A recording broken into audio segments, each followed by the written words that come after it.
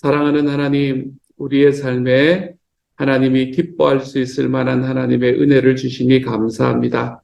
주님이 우리의 삶에 베풀어 주시는 하나님의 은혜가 우리에게 날마다 크고 날마다 즐겁고 날마다 행복할 수 있는, 그래서 내가 예수를 믿고 살아간다는 것이 얼마나 큰 기쁨이 될 수 있는지를 우리의 삶 속에서 고백하며 살아가는 하나님의 사람들이 다 되도록 주여 도와주옵소서. 그래서 우리가 어느 곳에서 무엇을 하나 주님께서 살아계시는 하나님의 역사 안에서 하나님의 우리가 바르게 살아가고 찬양했던 것처럼 내 하나님 여호와가 나의 가운데 계셔서 내가 즐겁고 기쁘게 살아갈 수 있는 하나님의 사람이 되었습니다. 하나님이여, 그것이 우리의 삶의 큰 고백이 되도록 주여 도와주옵소서. 모든 말씀을 우리 주님 예수님 이름으로 기도드립니다. 아멘. 하나님께서 우리에게 주시는 말씀, 스바냐서 3장 9절부터 20절까지의 말씀입니다. 구약성경 스바냐 3장 9절부터 20절까지의 말씀. 우리 같은 목소리를 함께 읽습니다. 9절부터 20절까지입니다. 같이 읽도록 하죠. 시작. 그때에 내가 여러 백성의 입술을 깨끗하게 하여 그들이 다 여호와의 이름을 부르며 한 가지로 나를 섬기게 하리니, 내게 구하는 백성들 곧 내가 흩은 자의 딸이 구스 땅 건너편에서부터 예물을 가지고 와서 내게 바칠지라. 그날에 내가 내게 범죄한 모든 행위로 말미암아 수치를 당하지 아니할 것은, 그때에 내가 내 가운데서 교만하여 자랑하는 자들을 제거하며 내가 나의 성산에서 다시는 교만하지 않게 할 것임이라. 내가 곤고하고 가난한 백성을 내 가운데에 남겨두리니 그들이 여호와의 이름을 의탁하여 보호를 받을지라. 이스라엘의 남은 자는 악을 행하지 아니하며 거짓을 말하지 아니하며 입에 거짓된 혀가 없으며 먹고 누울지라도 그들을 두렵게 할 자가 없으리라. 시온에 따라 노래할지어다. 이스라엘아 기쁘게 부를지어다. 예루살렘 따라 전심으로 기뻐하며 즐거워할지어다. 여호와가 내 형벌을 제거하였고 내 원수를 쫓아내었으며 이스라엘 왕 여호와가 내 가운데 계시니 내가 다시는 화를 당할까 두려워하지 아니할 것이라. 그날에 사람이 예루살렘에 이르기를 두려워하지 말라. 시온아 내 손을 늘어뜨리지 말라. 너희 하나님 여호와가 너희 가운데 계시니 그는 구원을 베푸실 전능자시라. 그가 너로 말미암아 기쁨을 이기지 못하시며 너를 잠잠히 사랑하시며 너로 말미암아 즐거이 부르며 기뻐하시리라 하리라. 내가 절기로 말미암아 근심하는 자들을 모으리니 그들은 내게 속한 자라. 그들에게 지워진 짐이 치욕이 되었느니라. 그때에 내가 너를 괴롭게 하는 자를 다 벌하고 저는 자를 구원하며 쫓겨난 자를 모으며 온 세상에서 수욕받는 자에게 칭찬과 명성을 얻게 하리라. 내가 그때에 너희를 이끌고 그때에 너희를 모을지라. 내가 너희 목전에서 너희 사로잡힘을 들을 때에 너희에게 천하 만민 가운데서 명성과 칭찬을 얻게 하리라. 여호와의 말이니라. 아멘. 스바냐서의 말씀은 길다면 길고 짧다면 짧은 요 말씀을 향해서 열심히 달려왔던 말씀이 아닌가라고 생각이 들 만큼 그동안의 이야기를 했던 이스라엘 백성들에게 이야기를 하고 전 모든 민족에게 이야기했던 하나님의 심판의 메시지가 완전히 사그라들고 무색해질 만큼 하나님께서는 자기의 백성을 축복하고 그들에게 하나님께서 주시는 은혜가 무엇인지를 참 그가하게도 이 세세하게도 이야기를 하는 것을 오늘의 말씀을 통해서 볼 수 있게 됩니다. 오늘의 말씀에는 먼저 그날에라는 이야기가 11절과 16절에 나옵니다. 그렇죠? 11절과 16절에 나오는 그날에라는 이 말은 이렇게 보면 좀 드라마틱한 마음이 좀 없는데 세번역 성경을 보면 좀 더 드라마틱합니다. 뭐라고 말하냐면 그날에라는 게 아니라 그날이 오면 이렇게 이야기합니다. 그날이 오면 좀 더 드라마틱한 느낌이 들지 않습니까? 여러분, 그날이 오면. 그리고 20절에서도 그때가 되면 이런 이야기들을 하고 있습니다. 하나님의 날이 온다라는 이야기지요. 하나님의 날이 오면 어떤 날이 되는가? 우리가 1장에서 앞부분에서 그날에 관한 이야기를 함께 나누었었잖아요. 그렇죠? 하나님의 날, 그날이 오면 어떤 일들이 일어나게 되는가 하면 두려움의 날이 될 것이고, 그날은 곤고한 날이 될 것이고, 그날은 모든 민족이 심판을 받는 날이 될 것이다 라고 이야기하는, 어떻게 하면 좀 두렵기도 하고 어떻게 보면 좀 암울하기도 한 그러한 하나님의 날에 대해서 이야기를 했던 것을 우리가 들었었습니다. 그리고는 제가 여러분에게 아직까지는 나오지 않았지만 이 말씀은 하나님께서 말씀하시는 이 하나님의 날은 두 가지의 것을 함께 보아야 합니다 라고 여러분에게 말씀드렸었고요. 거기서 말하는 하나님의 날, 이제는 그것과 반대쪽에 서 있는 그날이 오면이라는 이 말씀은 오늘의 우리의 히스바냐서 3장의 말씀에서 드러나는 말씀이 되는 거죠. 그 하나님의 날이 오면 어떤 일이 일어나는가? 하나님의 날이 오면 11절에는 내가 내게 범죄한 모든 행위로 말미암아 수치를 당하지 아니할 것은 그때에 내가 내 가운데서 교만하여 자랑하는 자들을 제거하여 내가 나의 성산에서 다시는 교만하지 않게 할 것임이라.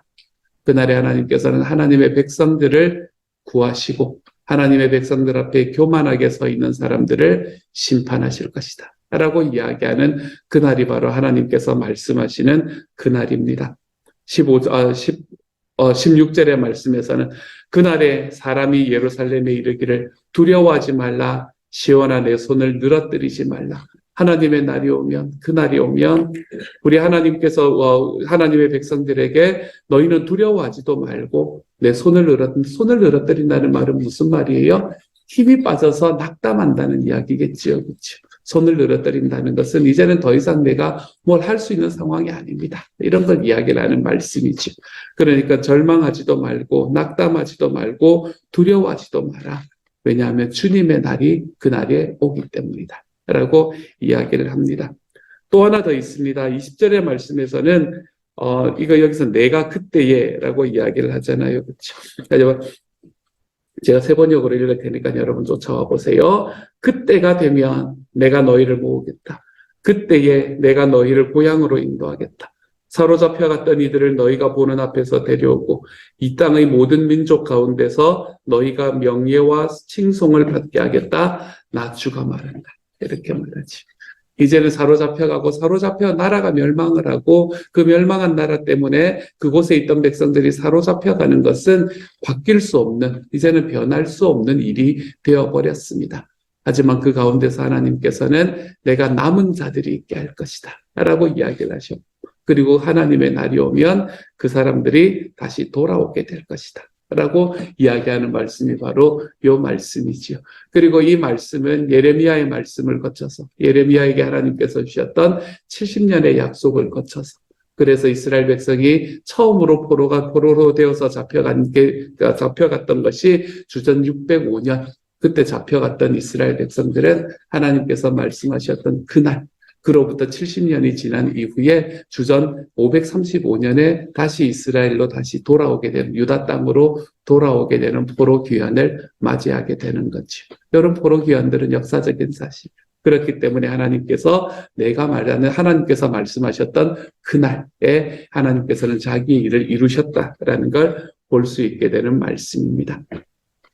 이처럼 스바냐의 말씀은 하나님의 날, 여호와의 날 이것을 이야기하고 이것을 논의하는 데는 굉장히 중요한 말씀 중에 하나입니다. 하나님의 날이라는 것이 어떻게 사용이 되었는가? 어떤 사람의 하나님의 날이 오면 어떤 사람은 어떤 결과를 맞이하고 어떤 사람에게는 하나님이 어떤 은혜를 주시는가? 라는 것을 이야기하는 데는 굉장히 중요한 말씀이 되는 거죠. 하지만 이 스바냐 3장의 말씀 속에서 특별히 우리나라 사람들에게는 또 특별히 제때 정도 살아가던 사람들에게는 그 무엇보다도 유명한 말씀은 17절의 말씀입니다. 우리가 아까 찬양했던 그 찬양 때문에 그래요. 물론 17절의 말씀이 다른 말씀들보다 특별히 우리의 마음을 적시는 그런 느낌이 들기는 합니다. 하지만 그게 찬양이 되었고 그리고 그 찬양을 부르면서 자라왔던 우리는 이 17절의 말씀은 우리가 잊지 못할 말씀인 것 같습니다. 너의 하나님 여호와가 너의 가운데 계시니 그는 구원을 베푸실 전능자시라. 그가 너로 말미암아 기쁨을 이기지 못하시며 너를 잠잠히 사랑하시며 너로 말미암아 즐거이 부르며 기뻐하시리라 하리라. 세번역 성경 말씀 제가 읽어볼게요. 주 너의 하나님이 너와 함께 계신다. 구원을 베푸실 전능하신 하나님이시다.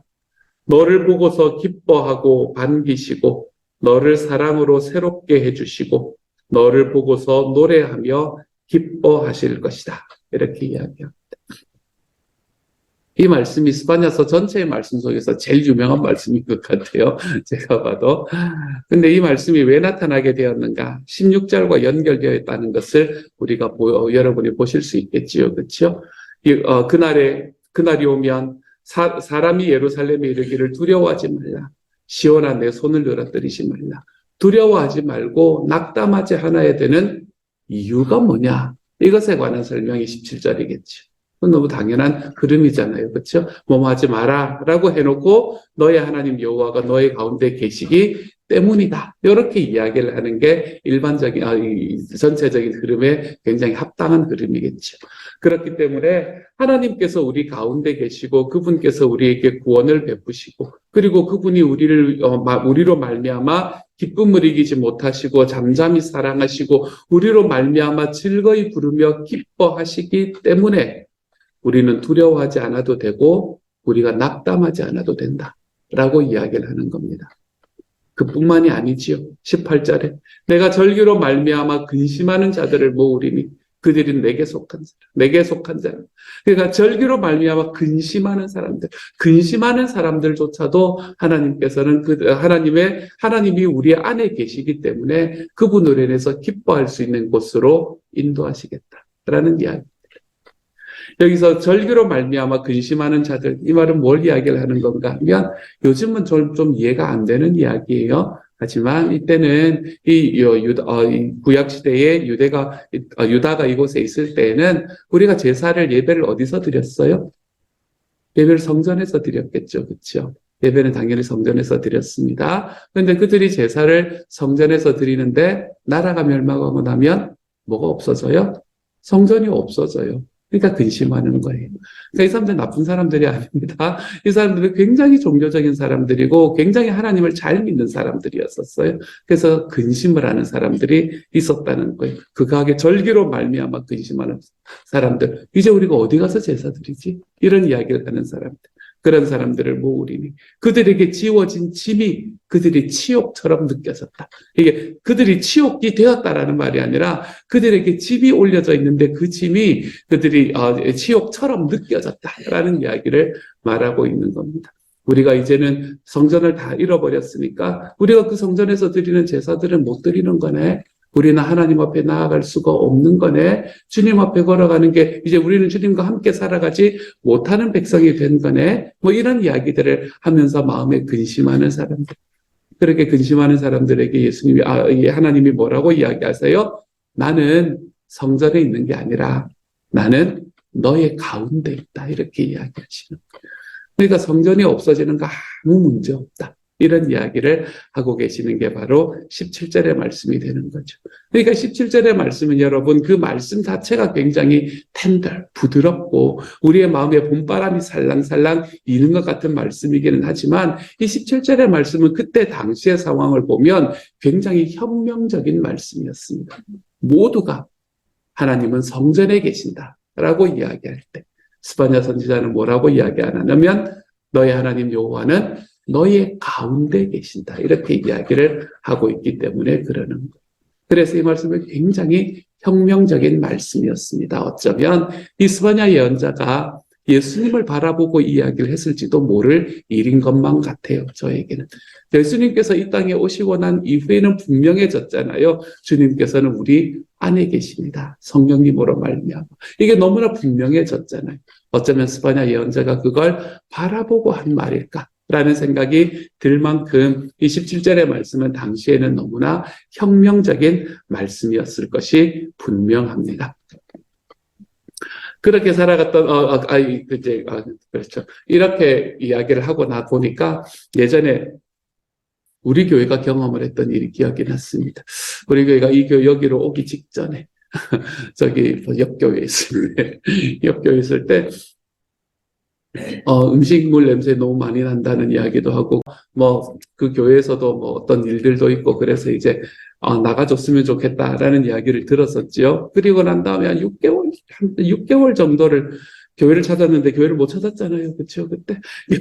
우리는 어쨌든 요 근처를 벗어나지 않는다라는 확신이 있었었고, 그리고, 벗어나지 않는 안에서 찾는데 참 교회가 없었었어요. 그리고 우리가 그쪽 교회에서 나가야 되는 게 8월 말인가 마지막 주인가에 나가야 됐었는데 그렇게 나가는 과정에서 8월 첫째 주, 둘째 주까지도 거의 교회가 결정이 안 됐던 걸로 제가 기억을 해요. 8월 첫째 주까지도 어디로 나갈지는 모르는 거예요. 근데 이제 나가긴 나가야 되는 거예요. 이런 상황이 더 벌어졌어요. 그렇게 더 벌어지고 나니까 그때 이제 목사님이셨던 석정희 목사님, 그때 석 목사님이 뭐라고 이야기를 하셨냐면 아유, 텐트 치고 예배하지. 이렇게 이야기해서 텐트 치고 예배하지. 엘림에서 텐트 치고 예배하면 되지 뭐. 이렇게 이야기를 했었습니다. 그러면서 우리가 그때 이제 목회자 모임을 하면서 같이 확인을 했던 거는 뭔가 하면 하나님의 교회는 사람이 모이는 곳이지 건물이 뭐가 중요하냐. 우리가 함께 있으면 그게 하나님의 교회가 되는 거지. 하나님 우리 안에 계시지 않냐. 라는 이야기를 그때 참 편하게 나누었던 기억이 납니다. 그리고 근데 그걸 전체 앞에서 그렇게 이야기하실 줄은 제가 차마 몰랐어요. 전체 앞에서 아유 우리 텐트 치고 예배하면 됩니다. 못 가면 뭐 텐트 치지 뭐 이렇게 이야기를 하는 그런 이야기가 기억에 많이 났습니다. 그리고는 진짜 번갯불에 콩고 갑자기 이 교회에서 이야기가 나오고 공고가 나오기 직전에 공고도 나오기 전에 이렇게 다니다가 목사님 만나고 그리고는 이야기가 턱 돼가지고 이쪽으로 오는데 2주가 딱 걸렸던 기억이 납니다. 3주 전만 해도 갈 곳이 없었는데, 옛날 우리말로 하면 좀 주님께 죄송하긴 하지만, 집도 절도 없었는데, 3주 전만 해도. 근데 딱 2주 만에 모든 거 다 결정이 되고, 그래서 원래 계획했던 대로 마지막 주에 우리 교회로 지금 이 OBC 교회로 들어올 수 있었던 그런 과정들이 있었지요. 그때 우리가 참 많이 했던 이야기가 이런 말씀이었던 것 같아요. 하나님께서 우리에게 말씀하시는 하나님의 교회는 건물이 아니잖아. 이런 이야기 참 많이 했던 것 같습니다. 건물이 아니잖아. 주님께서는 하나님의 사람들이 모여있는 곳이 하나님의 교회다라고 이야기하지 않았냐라는 그 이야기가 제 마음속에 참 많이 떠올랐던 말씀이었어요. 하나님 여호와는 우리 가운데 계십니다. 하나님 여호와는 우리 가운데 계시고 우리와 함께 하시는 분이세요. 그렇기 때문에 우리가 하나님을 찾기 위해서 어디 멀리 안 가셔도 됩니다, 여러분. 어디 멀리 가서 어느 목사님의 집회에 가면 하나님이 있을까? 어떤 부흥에 가면 하나님이 있을까? 요즘에는 부흥에 안 쫓아다녀도 왜 유튜브라는 놀라운 것이 있지 않습니까? 이 유튜브 안에 있는 세상에는 하나님의 마음이 있을까? 여러분 그렇게 안 찾아다니셔도 괜찮아요. 하나님께서는 뭐라고 말씀하시냐면 난 너와 함께 있으마 이렇게 이야기하시는 분이 우리 하나님이십니다. 우리는 하나님을 찾기 위해서 나를 바라보면 돼. 내가 어떻게 살아가고 있는가? 나의 삶은 내 삶을 바라보고 주님이 보이지 않는다면 우리가 조금은 생각해 볼 필요가 있습니다. 왜냐하면 주님은 우리 안에 계시겠다라고 이야기하셨기 때문에 그래요. 사랑하는 여러분, 우리가 오늘 하루 살아가는 삶 속에서 내 안에 계시는 하나님이 나에게 보이는가? 이걸 한 번쯤 돌아보며 살아가 볼 줄 아는 하루가 되었으면 좋겠습니다. 어느 다른 곳이 아니라 하나님은 너의 가운데 계신다. 그리고 그 안에서 구원을 베풀어 주실 수 있는 능력이 있으신 분이시다. 그게 이 말씀이잖아요. 그렇죠? 그러므로 우리의 삶을 바라보고 우리의 마음을 바라보면서 나의 삶을 바라보면서 주님이 내 안에 계시는 것이 보이는가? 여러분 이것을 좀 질문하며 살아가 볼 줄 아는 하나님의 사람이 되어 가시기를 소망합니다. 그리고 우리 안에 계시는 하나님은 여러분 두려운 분이 아니라 우리로 말미암아 기쁨을 이기지 못하신다. 우리를 잠잠히 사랑하신다고. 잠잠이라는 말이 있어요. 말 좀 해주면서 사랑하면 되겠는데 잠잠히 사랑하신대요. 그러니까 한 번씩 헷갈리고 그렇죠. 너로 말미암아 즐거이 부르며 기뻐하신다. 얼마나 좋아요, 여러분. 저는 이걸 바라보면서 내가 자격이 됐기 때문에 그런가? 라는 생각을 한번 해봤습니다. 그럼 자격이 됐기 때문에 그렇다면 하나님이 나를 때문에 즐거이 부르며 기뻐하는 일이 우리 인생에 뭐가 있을까요, 여러분? 만약에 내가 자격 때문에 그러는 거라면 이러는 때가 뭐가 있겠어요? 자, 아무리 돌아봐도 이런 일이 있었던 때가 없습니다. 제 인생이. 근데 하나님께서는 뭐라고 말씀하시냐면 내가 너의 가운데 있고 내가 너를 나의 자녀 삼았기 때문에 내가 그렇게 해주마라고 이야기하시는 거예요. 우리의 자녀들을 바라보면서 우리의 자녀들이 내 마음에 좀 들지 않아도 그 아이가 행하고 있는 열심으로 인해서 야, 정말 열심히 하는구나. 그래, 내가 너 지지해주마. 라고 이야기해주는 그 부모의 말처럼 하나님께서는 우리가 갖고 있는 자격 때문이 아니라 주님이 우리를 자녀 삼아 주셨다는 그 이유로 인해서 우리에게 이렇게 해 주시겠노라 약속해 주시는 거죠. 어떤 분이요? 내 안에 계시는 내 하나님께서요. 사랑하는 여러분, 내 안에 하나님이 계시는가라는 것을 돌아보시기를 소망하고 내 안에 하나님이 계시면 주님께서 나를 기뻐하신다 하셨는데 여러분, 내가 나를 기뻐하지 못할 이유는 무엇입니까? 주님이 내 안에 계신다면 내 안에 계시는 주님 때문에 저와 여러분의 삶을 하나님 앞에 축복하고 긍정하고 그 안에서 기뻐하고 행복해지는 하나님의 사람이 될 수 있는 자격이 우리에게 주어졌습니다. 나 때문이 아니라 주님 때문에. 그러므로 주님이 내 안에 계신다. 내가 주님 안에 있다는 것이 내 삶에 드러나는가? 이 질문이 여러분을 막 죄의식으로 빠져들어가 만드는 게 아니라 그래 나는 없지 그러니까 나는 안 돼 이렇게 자꾸 접근하시는 분들이 계셔서 제가 사족을 붙입니다. 그게 아니라 내 안에 주님이 계시니 내가 이 정도 뭐가 문제예요. 팔 늘어뜨리지 마라 그랬으니까 주님 낙심하지 않습니다. 두려워하지 마라 그랬으니까 주님 두렵지 않습니다. 왜요? 내 안에 주님이 계시는데 우리가 이러한 하나님의 삶으로 좀 걸어가 볼 수 있는 하나님의 사람이 되어서 예수 믿는 게 즐겁고 행복해질 수 있는 하나님의 사람들이 되어 가시기를 우리 주님의 이름으로 축복합니다. 같이 한번 기도하도록 하죠. 사랑하는 하나님, 제 안에 계셔 주시는 하나님이 내 하나님이 되어 주셔서 감사합니다. 주님, 나를 바라보며 제가 자격도 없고 제가 한 일도 없지만 즐거이 부르며 기뻐하시겠다. 너를 잠잠히 사랑하시겠다. 하나님께서 우리를 그렇게 이야기해 주시는 분이 되어 주셔서 감사합니다. 그러니 내 삶에서 나타나는 주님, 내 삶에서 보여지는 주님이 내 안에 살아계시는 그 주님이 하나님, 저에게 말할 수 없는 기쁨과 행복함을 주시는 분이라는 것을 기억하게 하여 주시고 내 안에 계시는 주님 때문에 낙담하지도 말고 두려워하지도 말고 하나님 앞에 기쁨으로 담대하게 우리의 삶을 더 행복하게 살아가는 하나님의 사람들 되게 하여 주옵소서. 모든 말씀 우리 주님 예수님 이름으로 기도드립니다. 아멘. 하늘에 계신 우리 아버지, 아버지의 이름을 거룩하게 하시며 아버지의 나라가 오게 하시며 아버지의 뜻이 하늘에서와 같이 땅에서도 이루어지게 하소서. 오늘 우리에게 일용할 양식을 주시고 우리가 우리에게 잘못한 사람을 용서하여 준 것 같이 우리 죄를 용서하여 주시고 우리를 시험에 빠지지 않게 하시고 악에서 구하소서. 나라와 권능과 영광이 영원히 아버지의 것입니다. 아멘.